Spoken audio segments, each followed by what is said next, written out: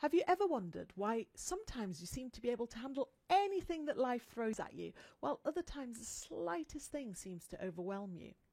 And have you noticed that some people seem to have never-ending capacity to deal with life stresses, while others struggle with minor challenges on a daily basis? We all have stress. Life happens to all of us. But how we handle that stress and what capacity we have for dealing with that stress depends on two main things. One is how vulnerable we are to that stress, and two is what coping mechanisms we have to deal with it. It can be helpful to look at this as a stress bucket.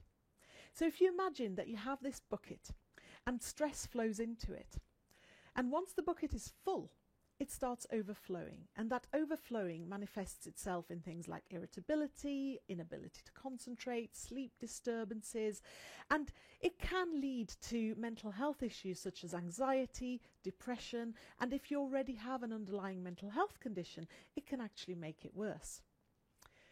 However, you notice that at the bottom of the bucket there is a tap, and what you can do is turn that tap on and let some of the stress flow out.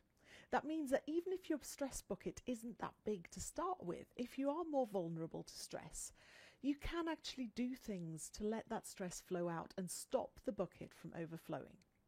Now, there are helpful coping mechanisms and unhelpful ones.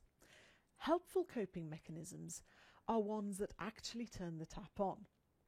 Unhelpful ones might feel like they're turning the tap on, but ultimately they block the tap and they actually act as additional factors flowing into the bucket and leading it to overflow. So unhelpful mechanisms can be things like starting to smoke or smoking more, turning to alcohol, recreational drugs, changes to your eating habits, changes to your sleeping habits.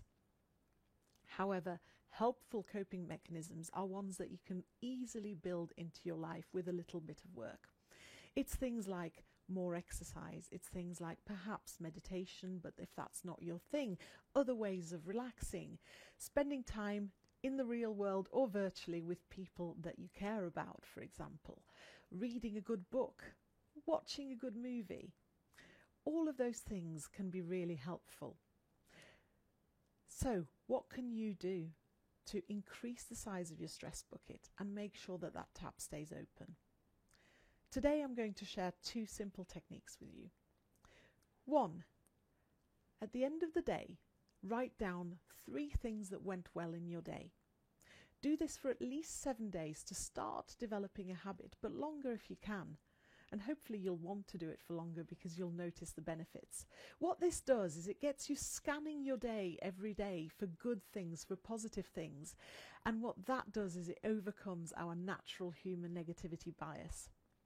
By doing that, you will increase the size of your stress bucket and you will open that tap and keep it open so that the stress can flow out and the bucket won't overflow.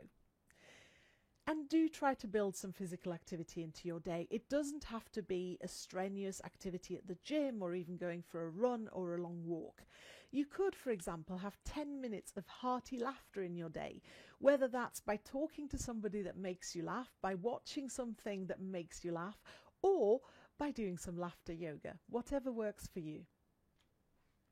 My name is Frederica Roberts, and if you would like me to work with your staff, with your team, to help them ensure that their stress bucket doesn't overflow so that they can be at their best at work and in their personal lives, then get in touch with my agent, Claire Rackham at Inspirational Speakers. Her details are on the slide that you're looking at right now.